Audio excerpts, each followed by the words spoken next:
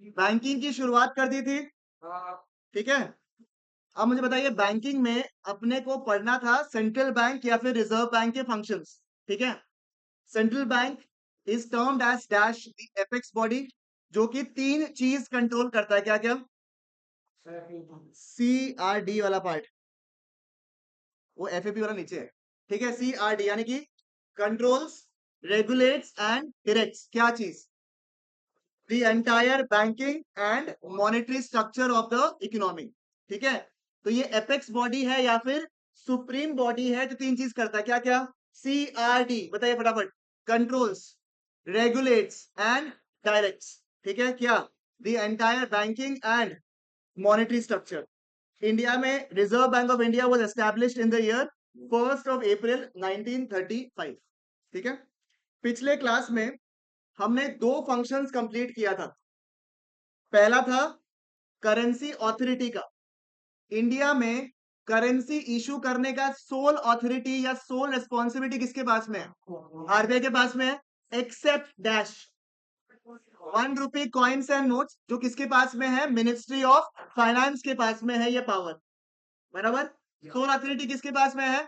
RBI के पास में। Except 1 rupee coin and note, जो कि किसके पास में है? मिनिस्ट्री ऑफ फाइनेंस के पास में। क्योंकि सिंगल एंटिटी है जो करेंसी इशू करता है, तो बेनिफिट्स क्या क्या होता है?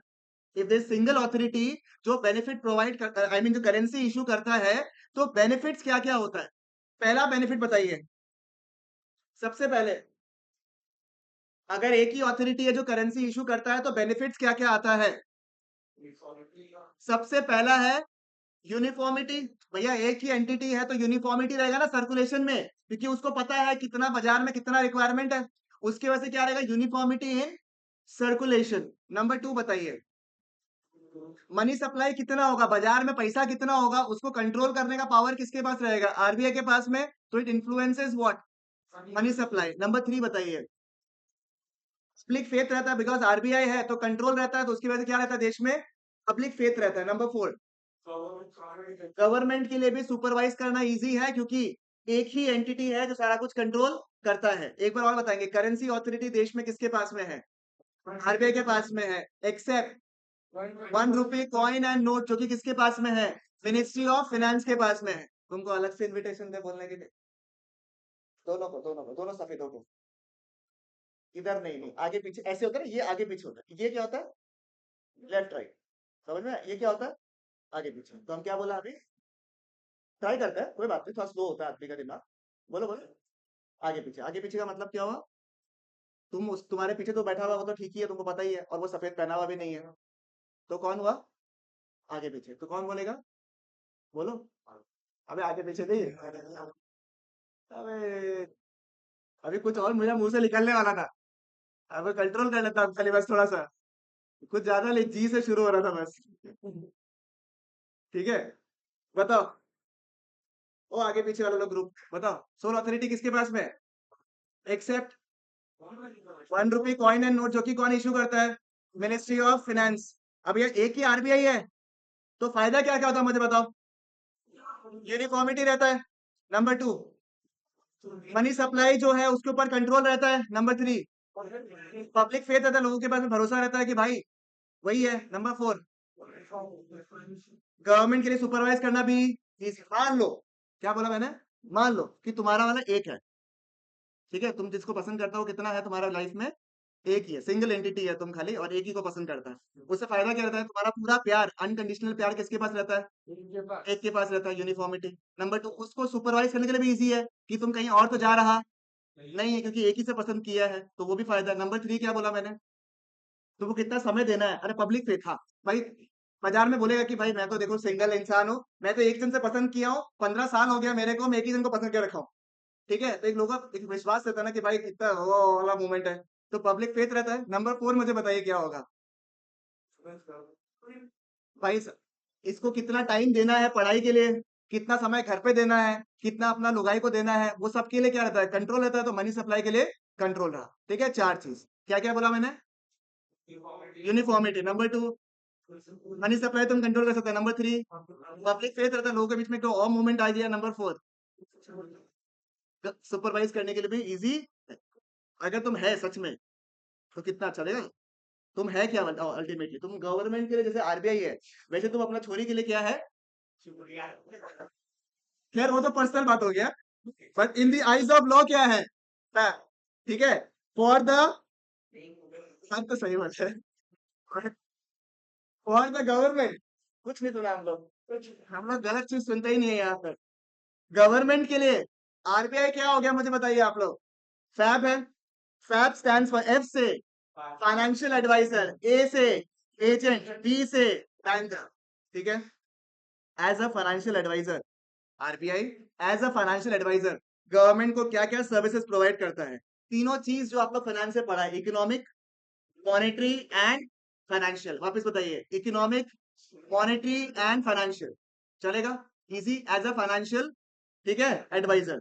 नंबर टू क्या है, agent. As an agent RBI क्या करता है, मैनेज करता है किसको, पब्लिक डेट। चलेगा, ठीक है। As a agent it manages what, public debt. And as a banker, भैया आप बैंक के अंदर गए, पहली बार जब आप बैंक के अंदर गए, सबसे पहले क्या करते हो मुझे बताइए, पैसा जमा करते हो या अकाउंट खुलवाते हो। अकाउंट खुलाएगा, अकाउंट खोलते वालों क्या बोलेगा, कुछ पैसा डिपॉजिट कर दीजिए। आप चाहो तो डिपॉजिट करके कुछ निकाल भी सकते हो। उसके बाद अगर आपका बैंकिंग रिलेशन बढ़ गया तो आप लोन वगैरह लेते हो, यही तो होता है ना बैंकिंग रिलेशन में। तो वैसा ही कुछ गवर्नमेंट का रहता है व्यक्ति। आरबीआई, आरबीआई के साथ में गवर्नमेंट क्या खोल के रखता है, करंट अकाउंट ओपन करके रखता है। जो भी रिसिप्ट वगैरह है आरबीआई एक्सेप्ट करता है। कोई पेमेंट्स भी होगा गवर्नमेंट के बिहाफ में तो वो करता है। And last but not the least, वो आरबीआई जो है वो गवर्नमेंट को लोन वगैरह भी देता है। चलेगा, ये दो फंक्शंस अपन ने पिछले क्लास में किया था, एकदम बरोबर, एकदम सिंपल माथा में बैठ गया। मनी चैप्टर दिमाग में सेट हो गया आप लोग का, पक्की बात है यहाँ तक। ठीक है, कोई भी दिन आप लोग के ऊपर हम मनी का बॉम्ब डाल सकते हैं टेस्ट का। ठीक है, चलो हम आप लोग हम इतना अच्छा आदमी है आपको पता ही है। ठीक है, मानो नहीं मानो अलग बात है। ठीक है, बट आपको हम जो ये लेंगे टेस्ट आप लोग का मनी से, वो लेंगे 3 तारीख को। ठीक है, सोच रहा। ठीक है, मनी और बैंकिंग जितना पढ़ाएंगे उतना। ठीक है, बोलो भाई, कहाँ जा रहा है तुम, कहीं जाने का सोच भी रहा है। 8 नंबर जाओ, 9 नंबर जाओ, 10 नंबर जाओ, जहां जाना है उस टाइम ब्रैकेट के बाद जाना। ठीक है, तुमको डेट में जाना है जो जाना है, आई डोंट केयर, उस समय मत यहाँ आ जाना बस। ठीक है, 2 पॉइंट आपको समझ में आ गया। क्या क्या बोला मैंने, करेंसी अथॉरिटी, और number 2 banker to the government. अब कमर्शियल बैंक का काम क्या है, नॉर्मल पब्लिक हो गया, बिजनेस हाउसेस को पैसे देने, बरोबर है या नहीं मुझे बताओ। ठीक है, उनसे भाई पैसे कलेक्ट भी करना है, बट उनको लोन वगैरह देना पड़ता है नहीं देना पड़ता है। कमर्शियल बैंक के पास में अगर कोई दिक्कत आ गया, कमर्शियल बैंक को कोई इशू आ गया, कोई रिक्वायरमेंट आ गया, तो वो किसको अप्रोच करेगा, आरबीआई को करेगा ना, पहले तो आरबीआई करेगा। सही बात है या नहीं है। तो जिस तरीके से गवर्नमेंट का बैंकर कौन है, उस तरीके से बैंकर्स बैंक कौन है, आरबीआई। अगर आपके पास बुक है तो बैंकर्स बैंक वाला पोर्शन को स्टार मार्क कर दो, उसमें से एग्जाम में क्वेश्चंस पूछते हैं आपसे। ठीक है, बैंकर्स बैंक का मतलब क्या समझ में आया, मतलब कमर्शियल बैंक का बैंकर कौन है, आरबीआई। ठीक है, अब सुनो ध्यान से, सुनो, एपेक्स बॉडी है, तो वो क्या करेगा मुझे बताइए। आरबीआई एपेक्स बॉडी है, जितने भी कमर्शियल बैंक उनके बीच में क्या मेंटेन करके रखता है, वो रिश्ता मेंटेन करके रखता है। ठीक है, ताकि दिक्कत में आपस में दिक्कत नहीं आए। किस तरीके से वो रिश्ता मेंटेन करके रखता है, नंबर 1। ठीक है, नंबर 1 क्या लिखा हुआ है, कस्टडियन ऑफ कैश रिजर्व। सुनो,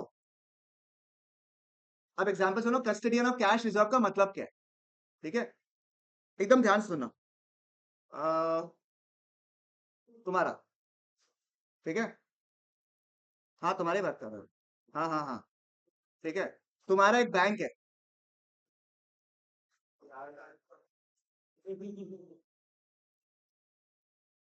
ठीक है, बैंक का नाम है झंडू बैंक। ठीक है, जो अकाउंट खोला साथ में झंडू बाम देता है ये साथ में। ठीक है, तो झंडू बैंक है इसका नाम। अब झंडू बैंक में जो है, अब ये आया सबको बताया कि देखो मेरा बैंक है। ठीक है, आपको सब अपना खाता वाता खोलना थोड़ा सा। ठीक है, तो भाई साहब जो है श्लोक, ठीक है। श्लोक जो है बेचारा आया, वो बोला यार दोस्त है, तो उसका मदद नहीं करेगा तो कौन करेगा, सही बात है या नहीं है? श्लोक जो है आया इसका बैंक में और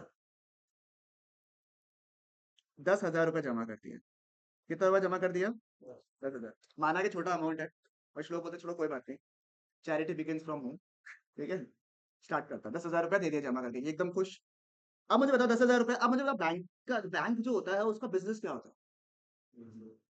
भाई तुमसे पैसा मिल रहा है, किसी ना किसी तरीके से उसको पैसा कमा रहा है, या तो वो पब्लिक से पैसा कमा रहा है या फिर वो आरबीआई से पैसा लेता है, सही बात है या नहीं है?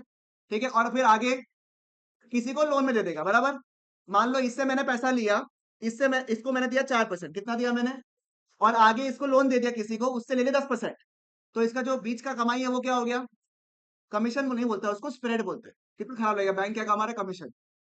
ठीक है, तो क्या कमाता है वो लोग? स्प्रेड बोलते हैं। स्प्रेड क्यों? अरे भैया प्रॉफिट क्यों नहीं बोलता है? ये जो 6% है उसको प्रॉफिट क्यों नहीं बोलता अपन?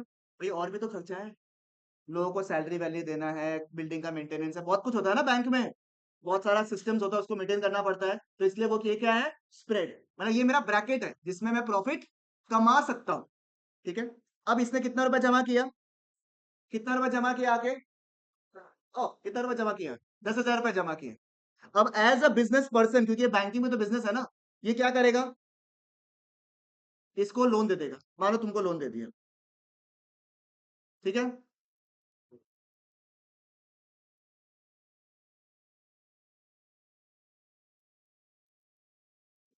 ठीक है, ऑलमोस्ट सेम। तुम थोड़ा इलाज करो, तुम्हारा कमर कहीं और जा रहा है। ठीक है, कितना रुपए का लोन दे दिया? लोग उसको देख रहे हैं कि मैच कितना कर रहा है। ठीक है, कितना रुपए का लोन दे दिया? 10,000 रुपए का लोन दे दिया। क्या हुआ? और 10,000 का लोन दे दिया, मान लो 2 साल के लिए या 1 साल के लिए, कितने साल के लिए दे? 1 साल के लिए दे दो, चलो। कितने साल के लिए लोन दे दिया? 1 साल के लिए। 1 साल बाद में तुमको पैसा देना है 10,000 प्लस इंटरेस्ट। ठीक है, श्लोक जो है वो 20 दिन बाद आया। कितने दिन बाद आया? 20 दिन बाद वो आया श्लोक, और बोला कि यार 10,000 रुपये जमा किया था ना, मेरे को कुछ पेमेंट करना है, मेरे को 500 रुपये चाहिए। कितना रुपये चाहिए? 500 रुपये। ठीक है, इसके कितना रुपये मांगने आया इससे? 500। उसमें ये बोलता है अरे भाई मैं तो तुम्हें अभी पैसे नहीं दे पाऊंगा, उसको लोन दिया है। ठीक है, कितना साल का? 1 साल। तो 1 साल रुक जाओ, 1 साल बाद तुमको हम 500 लेकर के दे दो। ये गाली देगा नहीं देगा? ये बोले क्या, ये क्या बात है? 1 साल बाद आना। भाई हमको पैसा अभी चाहिए, किसी को पेमेंट करना है, ठीक है, तो हम कैसे करेगा? मेरा लंबा हिसाब चल रहा है, हमको 500-600 रुपये देना पड़ता है। ठीक है, तो समझो बात, तुमको पैसा चाहिए। ये बोलेगा तो फंस गया, क्योंकि पूरा का पूरा रुपया लोन दे दिया तुमने, दिक्कत हो जाएगा नहीं हो जाएगा? मुझे बताओ। आरबीआई को भी ये बात पता है कि अगर तुमने पूरा का पूरा अमाउंट जो एज डिपॉजिट्स आपके पास में आया, चाहे वो डिमांड डिपॉजिट्स हो यानी कि सेविंग्स अकाउंट, करंट अकाउंट, या फिर तुम्हारा टाइम डिपॉजिट हो यानी कि एफडी, किसी भी फॉर्म में अगर आया, तो उसमें से कुछ पैसा जो है उनको रखना पड़ेगा, ताकि अगर कोई पैसा मांगने आ जाए तो उसको वापस दे सके। सही बात है या नहीं है? तो ये 10,000 रुपये जो जमा हुआ था ना, पहला बात, तो ये इसको पूरा का पूरा 10,000 लोन में दे ही नहीं सकता। ये क्या करेगा? 10,000 में से कुछ एक पोर्शन आरबीआई अपने पास रखेगा। कुछ एक पोर्शन कौन रखेगा? आरबीआई। मान लो इसमें से 2,000 रुपया कौन रख लिया? आरबीआई रख लिया। अब मुझे सिनेरियो नंबर 2, ठीक है, श्लोक वापस से पैसा मांगने आया, कितना रुपया? 500 रुपया। ये बोल रहा है भैया श्लोक तुम बैठो, तुम्हारे थोड़ा ठंडा वंडा मंगवाता है हम एक आदमी को भेजा है अभी अभी, वो आरबीआई जा रहा है, आरबीआई का ऑफिस है अपना, मान लो उसका इसका ऑफिस गणेशगुड़ी में है, ये आदमी को भेजेगा कहाँ पे? पान बाजार में, वहाँ आरबीआई ऑफिस में है, वहां जाएगा, 500 रुपये निकालेगा, इसको देने आएगा। फीसिबल है क्या? फीसिबल है क्या? हाँ, आरबीआई के पास में एज सेफ कस्टडी पैसा रहना चाहिए, बट क्या ये फीजिबल है कि हर सिचुएशन में जो भी कोई पैसा मांगना है? आप लोग कभी सेविंग्स अकाउंट में जाते हो, यूपीआई करने जाते हो, तो ऐसा होता है क्या यूपीआई वाला पहले आरबीआई से पैसा लेके आता है, फिर वो वेंडर को देता है कि ये लीजिए? बोलो, पॉसिबल है क्या? नहीं है। तो ये बोला कि कुछ पोर्शन आप इसके पास रखो, आरबीआई के पास में, और कुछ पोर्शन वो अपने पास भी रखेगा सेल्फ। ठीक है, मान लो 2,000 रुपये अपने पास भी रख लिया, और बाकी का पैसा वो क्या कर सकता है? लोन दे सकता है, या सिक्योरिटीज में इन्वेस्ट कर दिया, या गवर्नमेंट बॉन्ड्स में डाल दिया, वो उसका कॉल है। सही बात है या नहीं? उसको तो पैसा इन्वेस्ट करना है, कहीं भी करे। ठीक है, अब क्या आपको लगता है कुछ एक पोर्शन जो कमर्शियल बैंक में आता है, उसका ध्यान, उसका देखभाल आरबीआई करता है। सही बात है या नहीं है? आरबीआई क्या करता है, जो पैसा उसके पास में आया उसमें से एक पोर्शन वो अपने पास रखता है, उसका ध्यान रखता है, उसको बोलता है कस्टडियन। क्या बोलता है? कस्टडियन, रक्षक। क्या होगा ये? कस्टडियन। ठीक है। ये जो देख रहे हैं आप लोग, ये जो 2000 रुपया रखा है, कौन रखा है? आरबीआई रखा है। कहां से रखा है? जो कमर्शियल बैंक को डिपॉजिट मिला, पैसा मिला, उसमें से एक पोर्शन कौन रखता है? आरबीआई। इसको बोलते हैं, किसी को आइडिया है क्या? अरे बहुत बढ़िया, किसी ने बोला अभी भी। बहुत बढ़िया, कैश रिजर्व, सही है, कोई बात नहीं। रेशियो, तो क्या बोलता है? Cash reserve ratio. प्यार से इसको क्या बोलेंगे? CRR। क्या बोलेंगे? CRR। यानी कि सर क्या बोलेंगे? डिपॉजिट्स में से जितना पोर्शन किसके पास रहता है? आरबीआई के पास रहता है, उसे हम लोग बोलते हैं कैश रिजर्व रेशियो, CRR। ठीक है। और जो अपने पास रहता है, जो वो अपने पास मेंटेन करता है, उसे हम लोग बोलते हैं स्टैट्यूटरी लिक्विडिटी रेशियो। क्या बोला मैंने? Statutory liquidity ratio, SLR। अब आप बोलोगे सवाल कि भैया क्यों ये नाम ऐसा क्यों रखा है? इसमें देखो कितना simple, cash reserve ratio, CRR। यहाँ पे स्टैट्यूटरी लिक्विडिटी रेशियो, SLR क्यों रखा है? क्योंकि ये जो SLR वाला पोर्शन है ना, कितना बैंक के पास रहेगा, ये भी डिसाइड कौन करता है पता है क्या? आरबीआई। बात समझ में आ रहा है? तुम कोई पैसा कमाया पहली बार, ठीक है, तुम्हारा पीछे लगा बोल रहा है, वो तुम पहली बार कुछ जॉब का पैसा कमाया, मानो तुम कुछ मेहनत मेहनत किया और पैसा कमाया, तुम बापू को आके बोलता है ना, अपना पापा को आके बोलता है, पापा देखो यार एकदम मैं क्या लाऊं आपके लिए, या मम्मी पापा क्या लेकर आऊं, देखो मेरा फर्स्ट कमाई है। तो मम्मी पापा क्या बोलेगा? बेटा देखो, भगवान का दिया हुआ सब कुछ है, तुमको पाल लिया और क्या करना है हम लोग को जीवन में, मतलब इससे बड़ा खर्च और क्या हो सकता है अपने जीवन में, है ना? सारा खर्च तुम पूरा कर ही लिया है, तो एक काम करो यार, इसको तुम जमा कर दो, एफडी बना दो, जमा कर दो। मतलब पापा ही डिसाइड कर रहे हैं पैसा किसका है, तुम्हारा है। मेहनत किसका कमाया? तुम कमाया। बट वहां डिसाइड कौन कर रहा है तुम्हारा पैसा कहाँ जाएगा? पापा डिसाइड कर रहा है। मतलब यहाँ पे भी जो पैसा किसको मिला? कमर्शियल बैंक को। कमाई किसका है? कमर्शियल बैंक का। बट उसके पास कितना पैसा खुद के पास रहेगा, वो भी कौन डिसाइड कर रहा है? आरबीआई। इसलिए ये स्टैट्यूटरी माना। लिक्विडिटी तो समझ में आता ही है कि पैसा का फ्लो में दिक्कत नहीं आए, भाई ये कभी भी पैसा मांगने आए तो ये दे सके इसको रुपया।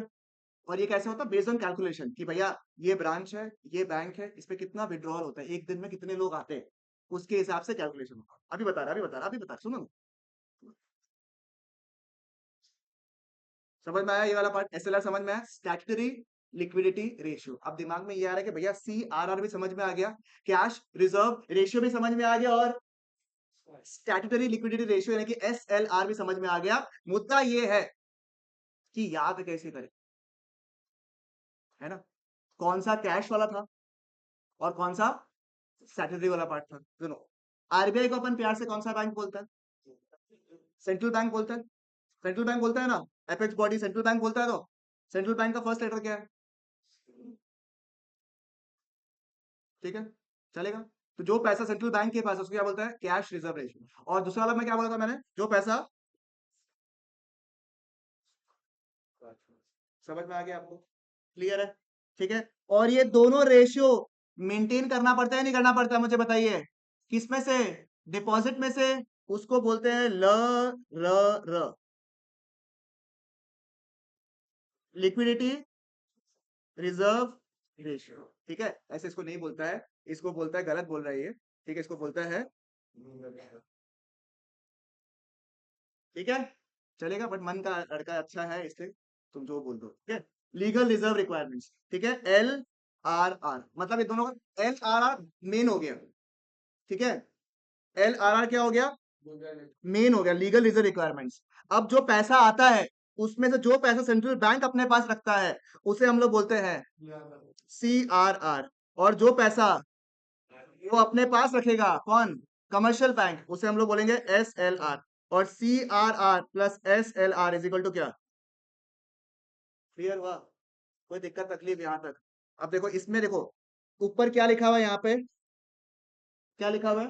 Custodian of cash reserves commercial bank का मेंटेन करने वाला कौन है? आरबीआई। और उस रिजर्व को क्या बोलता है? Cash reserve ratio. भैया एसएलआर वाला क्वेश्चन कहाँ दिया हुआ है? ये वाला, ये रहा, इसके नीचे देखो दो दिया हुआ है, सी आर आर और एसएलआर। जब मैं नोट्स लिखवाऊंगा ना आप लोग को, तो ये वाला पोर्शन भी इनकॉर्पोरेट करवा दूंगा आप लोग के लिए, ठीक है? बट नोट करेगा कि ये वाला पोर्शन अलग पोर्शन है, ठीक है? तो जब मैं नोट्स लिखाऊंगा आप लोग को, दोनों पोर्शन लिखवा दूंगा आप लोग को, ठीक है? सुनो ना, अ, ये वाला, ठीक है? तुम ट्राई करो, इसमें क्या लिखा हुआ है इसका मतलब समझाने की कोशिश करो। ये हम एक बार तुमको डेफिनेशन दिखा देता है, सीआरआर का डेफिनेशन बताया है, अभी भी बताया सीआरआर क्या होता है। इसमें क्या लिखा हुआ है, जो बोल्ड में लिखा हुआ है ना, क्या लिखा हुआ है? It is the minimum percentage of net demand and time liabilities. अच्छा सुनो ना, ये लाइबिलिटीज को अपन डिपॉजिट्स भी बोल सकते हैं, क्योंकि पिछला क्लास में मनी में जब अपन पढ़ रहा था, तो अपन ने उसको टाइम डिपॉजिट बोला था। क्यों? क्योंकि वो कस्टमर की तरफ से बात कर रहा था अपन। इस बार किसकी तरफ से बात कर रहे हैं? बैंक की तरफ से। तो अगर तुमने पैसा बैंक में जमा किया, तो बैंक के लिए क्या है? वो लाइबिलिटी है। तो आप मुझे बताइए, डिमांड डिपॉजिट्स या डिमांड लाइबिलिटी क्या है? कौन सा हो गया ये? एग्जैक्टली, उसको क्या बोलते हैं अपन? सेविंग्स या फिर करंट वाला। और टाइम लाइबिलिटीज या टाइम डिपॉजिट्स क्या है? हाँ हाँ, पत्थर बन के देखो एक बार के लिए बढ़िया से, तुमको ही देख रहा है, देख तो उसको कर रहा है। क्या है टाइम लाइबिलिटीज या time deposits? Madam, time liabilities और टाइम डिपॉजिट्स क्या है? ये देखो, ये देगा मनी का टेस्ट। तुम्हारा अगर 95% से कम आया ना मनी और मनी वाला टेस्ट में, तुम नेक्स्ट का 6 क्लास, ठीक है, एक पैरामीटर, वो भी यहाँ पे फिल्टर में करो। नॉट दैट, बस क्या है?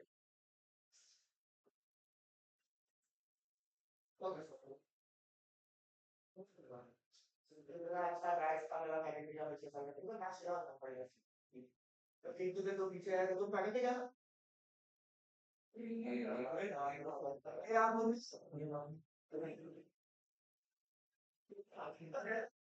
तुम ये नहीं है, आइडिया कौन है?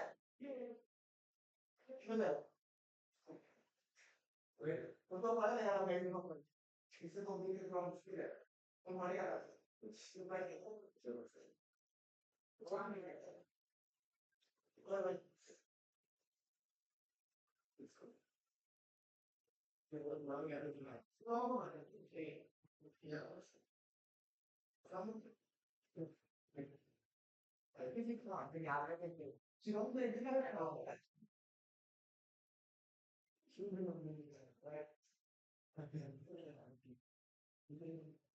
हाँ भाई, टाइम डिपॉजिट क्या है? एफडी है, ठीक है? तो यानी कि जितना भी डिपॉजिट आता है, इधर सुन, जितना भी डिपॉजिट आएगा, चाहे वो सेविंग्स और करंट हो, चाहे वो एफडी हो, उन डिपॉजिट में से मिनिमम परसेंटेज जो आरबीआई अपने पास रखेगा, उसे हम लोग क्या बोलते हैं? सीआरआर। और जो वो अपने पास रखता है, उसे हम लोग बोलते हैं, so with the central bank is CRR, और with themselves is what? SLR। समझ में आया? क्लियर है बढ़िया से यहाँ तक? ये हो गया आपका ये वाला पोर्शन, LRR वाला, ठीक है? इसमें से कैश रिजर्व मेंटेन करने वाला कौन है? आरबीआई, ठीक है? पहला फंक्शन क्लियर हो गया आपको, custodian of cash reserves. But if I tell you very honestly, अगर बैंकर्स बैंक का सवाल डायरेक्टली आया ना, कि बैंकर्स बैंक के तहत फंक्शंस बताओ, तो आपको ये पॉइंट लिखना पड़े तो पड़े। अदरवाइज आपको ये डायरेक्टली क्वेश्चन यहाँ से नहीं पूछेगा। कहाँ से पूछेगा? एल आर आर वाला पोर्शन से पूछेगा। और सुनो ना, ये जो एल आर आर वाला पोर्शन है ना, आगे जाके एक टॉपिक है मनी क्रिएशन बोल के, आपने सुना होगा कभी, या फिर टॉपिक है मनी क्रिएशन बोल के, इंपॉर्टेंट टॉपिक है 6 मार्क का। उसमें भी आपको एल आर आर का कॉन्सेप्ट चाहिए। तो मेरे को वापस से बता दो, आप लोग को L R R, C R R और एस एल आर बढ़िया से क्लियर हुआ या नहीं हुआ? पक्का? 100%? नहीं भूलोगे आप लोग जो लोग ऑनलाइन है? नेम से की है, बट बताओ।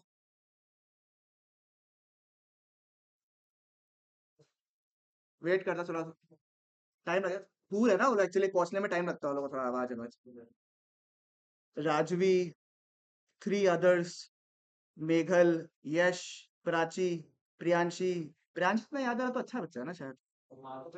माधव मिश्रा। अबे माधव क्यों नहीं आया बे? रुको रुको, नहीं आया नहीं आया, रुको। आज हम अटेंडेंस लेगा। सबका ट्रैवल आइटनरी मंगवाएगा, जो जो लोग बोल रहे हैं आउट ऑफ स्टेशन है, सबका ट्रैवल आइटनरी मंगवाएगा, टिकट्स मंगवाएगा। अगर तुम लोग बाहर नहीं गया, हमको कोई बोलेगा भैया हम तो बंगाईगांव गया था, तो वहां रुका तो होगा। तुम शिलोंग में गया तो रुका है ना? कहाँ रुका था? Undisclosed location. नहीं माधव नहीं है, हाँ। कौन चैट में बताया भाई? कृष्णा से बताया, क्लियर है भैया, मतलब सिर्फ वो एक ही बच्चा है जैसे से पढ़ाई कर रहा है। नेक्स्ट, नंबर टू, सुनिए ध्यान से सुनेगा, इंपॉर्टेंट पॉइंट। नंबर टू क्या लिखा हुआ है यहाँ पे? Lender of last resort. ये पॉइंट समझाने के लिए एक एग्जांपल देता हूं, सुनो। क्या हुआ, ये रियल लाइफ स्टोरी है कि कोई एक बैंक है, इंडिया में कोई बैंक था, उसका एक न्यूज आ गया कि नहीं, ये बैंक बंद हो रहा है। Technically it was a fake news, but क्या हुआ, कभी कभी क्या होता है, बड़ा स्ट्रॉन्ग सोर्सेस से आ जाता है ना कभी, कि वेरीफाइड टिक से आ गया, कुछ आता है कभी कभी। तो क्या होता है, आपको ऐसा लगता है कि भाई ये तो स्टोरी बिल्कुल सही है यार, ठीक है ना? तो एक फेक न्यूज ही था, क्या है, एक बैंक जो है उसका हालत बहुत बुरा है और बैंक बंद होने वाला है। तो अगर तुम्हारे अकाउंट्स होंगे उस बैंक में, तो तुम क्या करोगे? भाई पैसे क्या करोगे? विड्रॉ करने चले जाओगे, सही बात है या नहीं है? पैसे विड्रॉ करोगे फटाफट जाके। अब इशू क्या हुआ, अभी अभी आप लोगों को मैंने सिखाया CRR और SLR, मतलब एक हिसाब से ही, कमर्शियल बैंक के हिसाब से, जो ट्रेंड के हिसाब से पैसा होगा। अनलिमिटेड पैसा तो होगा नहीं। अब मान लो एक बार में लोग बाग पैसा विड्रॉ करने के लिए आ गया, पूरा पूरा अकाउंट खाली करने के लिए आ गया, तो कुछ कस्टमर्स को तो सर्व कर देगा। उसके बाद अगर बोल दिया किसी ने, ऐसा हुआ भी था कि बोल दिया कि अरे हमारे पास इतना कैश नहीं है देने के लिए, तो और पैनिक हो गया। सही न्यूज था, बैंक बंद होने वाला भाई, बैंक बंद होने वाला है, भगवान क्या होगा, मेरा जीवन का पूरा सेविंग हम यहाँ रखा था, ये लोग पैसा नहीं दे रहे, चिल्ला रहे लोग।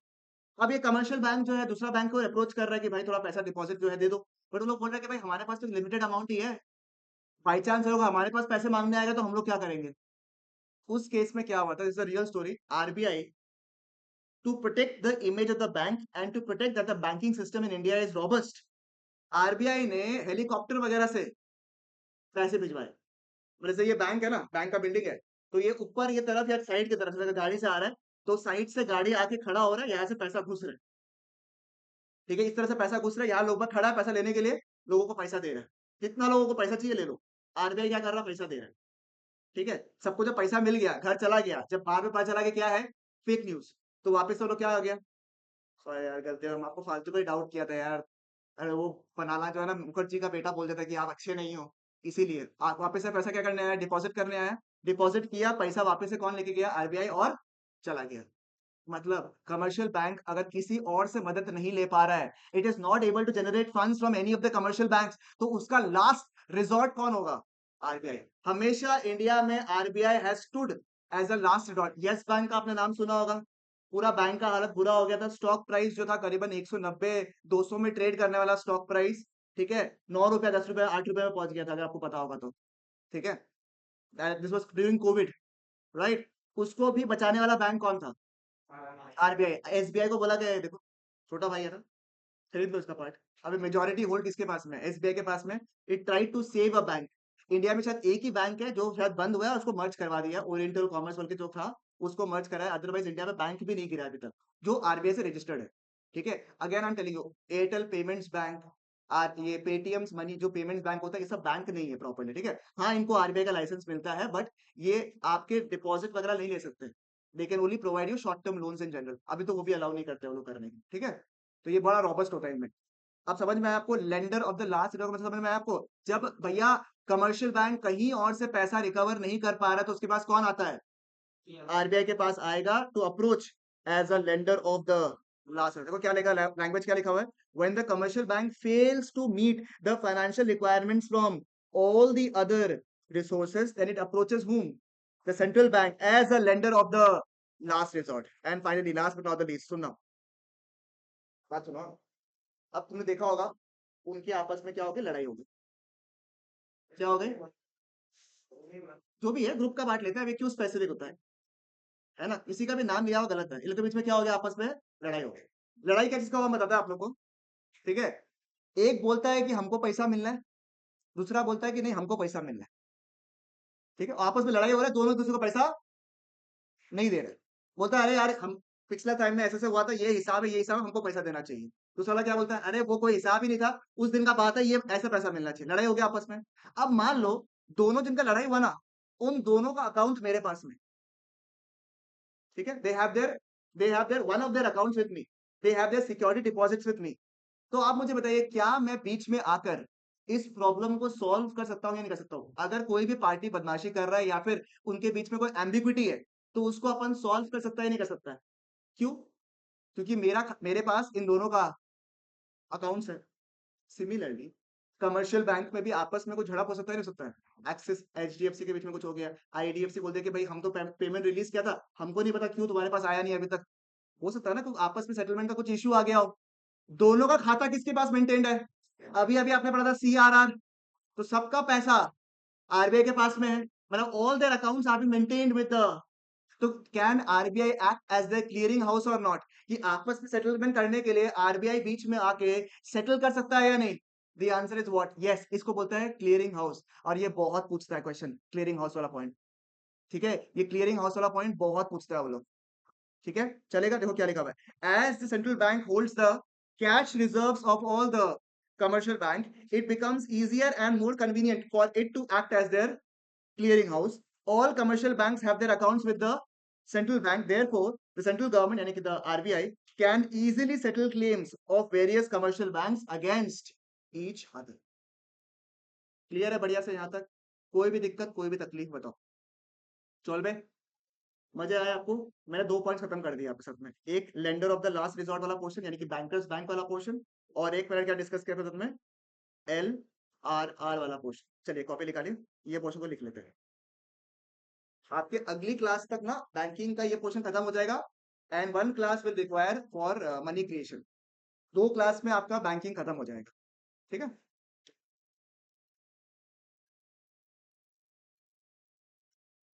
लिखवाते वक्त बता देगा वापस।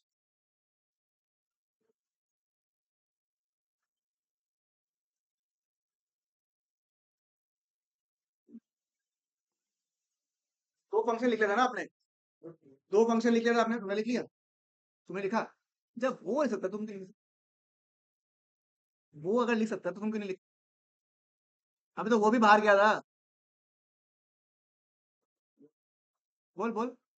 यार सुनो तुम, ओ तुम्हें बात सुनो। हाँ, रोहित को क्या सजा दे? रोहित को कुछ ना कुछ सजा तो मिलना चाहिए मेरे हिसाब से। क्या, तुम मत बोलो, तुम बोलो। हम्म। यार, ये भी नहीं लिखा शायद। ये नहीं लिखा। बोलो क्या सजा दे इसको? अभी क्लास के बाद में लिखेगा, पहले खत्म करेगा फिर जाएगा। ठीक है, जिसका भी नोट्स अभी पेंडिंग दिखेगा हमको, जिसका भी नोट्स पेंडिंग दिखेगा अभी हमको, आप लोग अभी क्लास खत्म होने के बाद लिखोगे पहले और फिर जाओगे। ठीक है, आइए, थर्ड पॉइंट लिखे वहां पे। 2 पॉइंट आपने लिख लिया होगा। थर्ड पॉइंट लिखिए, bankers bank. Mind you, bankers bank के अंदर ही मैं एल आर आर वाला पोर्शन लिखवा दूंगा, उसको आप मार्क कर लीजिएगा एज अ सेपरेट पॉइंट। ठीक है, बैंकर्स बैंक। अच्छा ये सब नहीं लिखवा रहा हूँ, एपेक्स बैंक है तो कमर्शियल बैंक के लिए रिलेशन होगा। ठीक है, पहला पॉइंट लिखिए, custodian of cash reserve. Bankers bank का पहला पॉइंट लिखिए, custodian of cash reserve. Krishna के अलावा हम सोच रहे ऑनलाइन में किसी को भी आज अटेंडेंस ना दे, सिर्फ कृष्णा रिप्लाई किया इसलिए, है ना?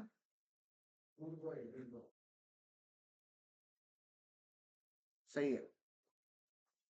पहला क्या लिखा आपने? Custodian of cash reserve. लिखिए नीचे में, बिफोर अंडरस्टैंडिंग दिस। हाँ उसके नीचे, before understanding this, before understanding this. वो नहीं लिख पाएगा तुम, इधर में लगाना चाहिए था ना। क्या करता है तुम भी? Before understanding this we have to understand the concept of, we have to understand the concept of, we have to understand the concept of. अबे लिखा क्या हुआ? लिखा हुआ है? अच्छा पिछला क्लास में तुम उसमें किया था। Smart boy. बट हम ये लिखवाया नहीं है तो लोग को पूरा पार्ट, हम तो सिर्फ ये वाला पार्ट ही लिखवाया है। नहीं, उसमें CRR SLR वाला पार्ट लिखा है। हाँ तो का इन हम बोला ना तुमने, टिल्लू बदमाश बोलिए बट। आइए, क्या बोला था मैंने? हाँ, for the concept of legal reserve requirements. वहीं पे स्टार मार्क मार ले, जब जो कस्टडियन ऑफ कैश रिजर्व जहाँ लिखा हुआ है ना तेरे को, वहां स्टार मार्क मार दे, तारे को जमीन पर लेके आ जा। Legal reserve requirements. तुमको नहीं मारना है, तुमको नहीं मार, उसको बोला है भाई। Legal reserve, before understanding the concept we have to understand about legal reserve requirements. ठीक है, ठीक है, नीचे लिखेंगे, उसके नीचे लीगल रिजर्व रिक्वायरमेंट्स के नीचे लिखेंगे commercial banks, commercial banks are obliged, commercial banks are obliged, OBLIGED, commercial banks are obliged, OBLIGED, to maintain, obliged to maintain reserves। ठीक है, to maintain reserves। उसमें से पहला लिखोगे इस तरीके से, पहला क्या लिखोगे आप लोग, ऐसे करके एक चार्ट बनाओगे। क्या लिखोगे सबसे पहला? कैश रिजर्व रिक्वायरमेंट, पहला बनाएंगे कैश रिजर्व रिक्वायरमेंट। तनुष अपना वो भेजना, तो नोट्स भेजना तो एक बार। क्या बोला मैंने? कैश रिजर्व रिक्वायरमेंट्स या कैश रिजर्व रेशियो, जो भी लिखना है आपको चलेगा दोनों। Cash reserve ratio CRR। ठीक है, इसमें मैंने आप लोग ना क्या करना, अगर दूसरा कलर का पेन है, अगर बाई चांस ब्लैक वैक कुछ भी है तो चलेगा, या पेंसिल है बाई चांस, या कुछ नहीं लाए तो कोई बात नहीं, उसी कलर का पेन से आप ब्रैकेट में लिख दो सेल्फ के लेवल पे, मतलब समझने के लिए है ये। ठीक है, सेल्फ। ठीक है, सेल्फ सेल्फ खुद को समझने के लिए लिखोगे आप लोग। ठीक है, लिखेंगे मिनिमम परसेंटेज ऑफ डिपॉजिट्स, उसके नीचे लिखना भाई, CRR लिखा है ना, उसके नीचे सेल्फ लिख के, मतलब फिर खुद को समझने के लिए, minimum percentage of deposits to be maintained with central bank, minimum percentage of deposits maintained with the central bank, to be maintained with the central bank। अगर आप चाहो तो रेफरेंस में झंडू बैंक लिख सकते हो, याद आ जाएगा आपको, नाम ही इसलिए ऐसा रखा हुआ है ताकि आपको याद रहे। ठीक है, चलेगा। और इधर क्या लिखोगे? CRR लिख लिया आपने, और एक तरफ क्या है? SLR। ठीक है, तो SLR के नीचे लिखिएगा self minimum percentage of deposits,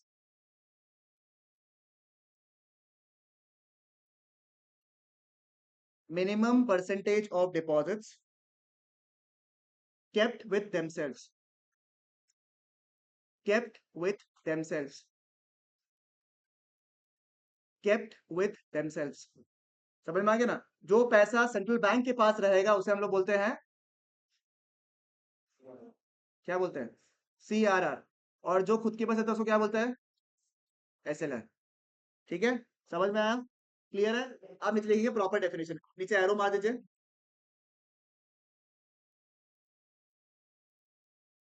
minimum percentage of, minimum उसके नीचे लिखेंगे, ये तो सेल्फ होगी आपको समझने के लिए। बाई चांस अगर आपको डेफिनेशन याद नहीं रहा एग्जाम में, तो आप ये वाला डेफिनेशन को लिख सकते हो, कोई दिक्कत की बात नहीं है। देखो, it is subjective to the checker, उसको अगर लगता है कि इसको कॉन्सेप्ट आता है तो वो फुल मार्क्स भी दे देगा, अदरवाइज अगर वो हाफ मार्क्स काट भी दे तो काट सकता है। ठीक है, बट वो उसके ऊपर है, but it is not wrong, they should technically give full marks. अगर आपके स्कूल में एग्जाम में तो आप फुल मार्क्स क्लेम कर सकते हो, बोर्ड्स में यू नेवर नो। ठीक है, इसलिए लिखेंगे minimum percentage of net demand, net demand, minimum percentage of, ये वाला minimum percentage of net demand and time deposits, या लाइबिलिटीज लिख लीजिए, and minimum time liabilities, and time liabilities demand deposits जो है ना, डिमांड के बगल में लिख लीजिए सेविंग्स या फिर करंट। डिमांड के बगल में लिख लीजिए सेविंग्स ऑब्लिक करंट। सेविंग्स लिखा है ना तूने, देखो मिनिमम परसेंटेज ऑफ डिमांड लिखा है ना तूने यहाँ पे, उसके डिमांड के बगल में लिख ले सेविंग्स या फिर करंट, समझने के लिए सेविंग्स या फिर करंट लिख लिया।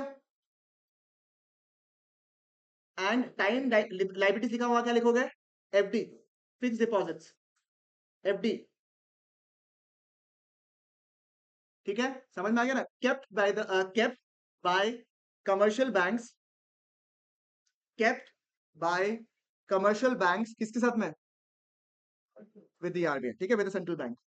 Kept bye commercial banks with the central bank, kept bye commercial banks with the central bank. अब यहाँ का डेफिनेशन आप लोग खुद लिख लीजिए, सेम होगा ऊपर का पोर्शन, वापस लिखने का दरकार नहीं है। इधर वाला पोर्शन जो है किसका? एसएलआर का। तो minimum percentage of net demand deposits and time liabilities वाला पोर्शन लिखने का दरकार नहीं है, सीधा लिखो मेंटेन्ड विथ, सिर्फ नीचे लिख दीजिए बस, ऊपर का पोर्शन को डू लिख दीजिए साइड में। यहाँ लिखा है ना आपने, यहाँ पे यहाँ लिखा होगा ना आपने ऐसे, ये वाला पोर्शन को लिखा होगा ना आपने, यहाँ पे डू लिख दीजिए, यानी कि सेम है, पर नीचे लिख दीजिए यहाँ पे क्या? Maintain with themselves.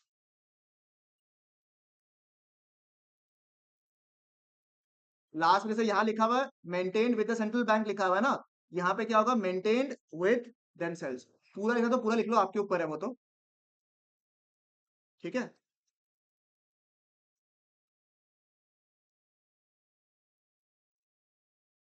देखो यहाँ लिखा हुआ भी है वैसे आप लोग के लिए, net demand and time liability shows the net demand and time deposits of the bank with the public and the other banks, लिखा हुआ भी है आप लोग के लिए यहाँ।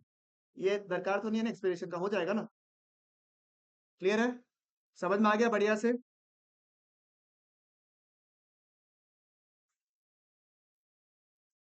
ठीक है। तो जो आपने वो लिखा है ना सीआरआर एसएलआर वाला पोर्शन में, तो आप जो पहले वाला फर्स्ट पॉइंट था, क्या लिखा था आपने? कस्टडियन ऑफ कैश रिजर्व, तो वहां पे लिख दीजिए सीआरआर, उत्तर लिख दीजिए, समझ में आ जाएगा आप लोग को। समझ में आ गया ना? रिजर्व्स मेंटेन करना पड़ता है किसके पास में? सेंट्रल बैंक के पास में। तो आपको डेफिनेशन ऑलरेडी मैंने लिखवा दिया यहाँ पे, ठीक है, समझ में आ गया? एक पॉइंट दोनों समझ में आ गया आप लोग को बढ़िया से। नंबर 2 लिखेंगे lender of the last resort, lender of the last resort. Number 2 क्या लिखना है बाबू? Lender of the last resort. नीचे उसके नीचे वाला पॉइंट, वो जो फर्स्ट लिखा है ना तुमने, जैसे तुमने जो बैंकर्स बैंक में पहला पॉइंट लिखा होगा, तो वो सेकंड पॉइंट हो जाएगा ये, ठीक है। अगर वो 1 है तो ये 2 हो जाएगा, अगर ए है तो ये बी हो जाएगा, ठीक है। सेकंड पॉइंट क्या है? Lender of the last resort. इसमें क्या होता है? If commercial banks, if commercial banks, lender of the last resort में लिखेंगे if commercial banks, last resort, lender of the last resort, if commercial banks fail to meet, fails to meet financial requirements, if commercial banks fails to meet financial requirements from all other sources, from all other sources, if it fails to meet the financial requirements from all other sources, वो किसको approach करेगा? Comma approaches central bank, comma approaches central bank for loans as a lender of the last resort. या आप क्या सकते हो, पता है क्या लिखा ना आपने लोन्स के लिए? लिखोगे एज, फिर ऐसे मार्क भी कर सकते हो, बस आप ऐसा लिखो कि आपको समझ में आए, ऐसा नहीं हो कि आप बाद में भूल जाओ कि क्या लिखना है। As a what? As a lender of the last resort, ठीक है। चल बे, क्लियर? कोई दिक्कत तकलीफ? Perfect. Number 3 last point, clearing house, ठीक है, क्लियरिंग हाउस।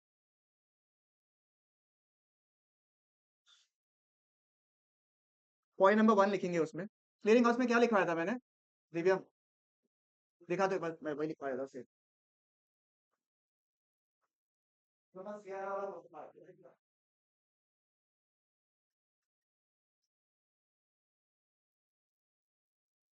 नंबर 1 लिखो, उसमें पॉइंट वाइज कन्वर्ट कर दो क्योंकि ये बड़ा पैराग्राफ है, तो याद कराने के लिए मैंने इस पैराग्राफ को पॉइंट में कन्वर्ट करा दिया आप लोग के लिए। पॉइंट नंबर 1 लिखेंगे, central bank holds cash reserves with the commercial bank. पता है आप लोग को ये वाला पॉइंट? लिखेंगे central bank holds cash reserves, central bank holds cash reserves of all commercial banks, ठीक है, of all commercial bank. Number 2, मतलब point number dot second dot, commercial banks have their accounts with the central bank. Commercial bank have their accounts with the central bank. Point number 3, commercial banks have their accounts with the central bank. Point number 3, hence central bank can easily hence central bank can easily settle claims.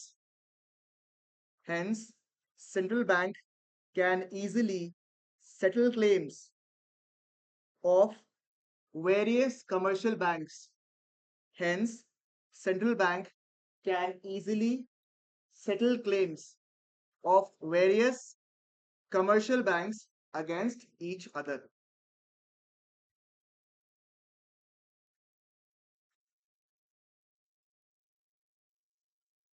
Against each other. ठीक है, समझ में आ गया बढ़िया से? Against each other, ये लो, can easily settle claims against each other. ठीक है, अब बात सुनना, यहां तक बेसिक फंक्शंस हो गए किसका? सेंट्रल बैंक का। मेजर फंक्शन सेंट्रल बैंक का करता है वो है कि भैया मनी सप्लाई, यानी कि बाजार में पैसा कितना होगा, कितना फ्लो होना चाहिए, कहीं ज्यादा तो नहीं हो गया, कहीं कम तो नहीं हो गया, उसको मेंटेन करने का काम कौन करता है? Central bank. तो जितने आगे के फंक्शन हम लोग पढ़ने वाले हैं नेक्स्ट क्लास में, एक तो नंबर 1 वो बहुत इंपॉर्टेंट है आप लोग के लिए, थोड़ा सा तुमने पढ़ लिया था शायद मेरे हिसाब से आप लोग, ठीक है, मगर और वो सारे के सारे इज प्रोटॉक्स to the concept of controlling the money supply. तो आपकी जो नेक्स्ट क्लास है उससे मैक्सिमम क्वेश्चंस आता है, और वही कॉन्सेप्ट जो है आपके आगे जाके जो चैप्टर है एग्रीगेट डिमांड, उसमें भी ये टॉपिक जो अभी हम लोग पढ़ेंगे ना, वो एग्जैक्ट टॉपिक आपको वहां भी काम आएंगे। ठीक है, चलेगा? तो अपन मोस्ट लाइकली कल करेंगे इस वाला पोर्शन को, ताकि अपना ये वाला बैंकिंग वाला पोर्शन खत्म कर दें। ठीक है, मैं अटेंडेंस ले दो 1 सेकंड।